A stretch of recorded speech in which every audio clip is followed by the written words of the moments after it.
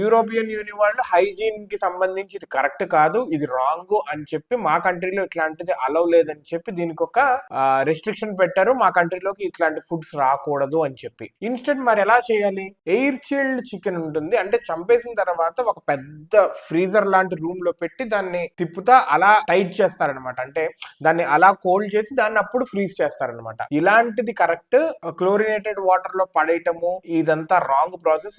It is not a very good hygiene in the supply chain అని చెప్పి వాళ్ళు black చేశారు. అలాంటిది అమెరికాలో ఇప్పుడు ఎగబడి తింటూ ఉంటారు, కేఎఫ్సీలో కానీ ఇవన్నీ. భారతదేశంలో అయితే ఈ వెస్టర్న్ కేఎఫ్సీలు, బర్గర్స్, పిజ్జాస్ బాగా ఎక్కువైపోయినాయి. ప్రస్తుతానికి యూరోపియన్ యూనియన్ లో అయితే అది చేస్తున్నారు. వీ హ్యావ్ టు సీ, మనం వెస్ట్ నుంచి తీసుకుంటున్నాం, మంచి తీసుకోవాలి, చెడుని తీసుకోకూడదు. ఇలాంటివి వీ నీడ్ టు అబ్జర్వ్ కూడా. ఎప్పుడైతే మాల్స్ కి ఇట్లాంటి వాటికి వెళ్తానో మనకు కూడా ఇక్కడ రిఫ్రిజిరేటెడ్ ఫుడ్ అనేది కొంచెం కొంచెం పెరుగుతూ ఉంది. స్టార్టింగ్ లో ఫ్యాషన్ అని చెప్పి తీసుకుంటారు, తర్వాత దానికి అలవాటు పడతాం మనం కూడా. Be careful.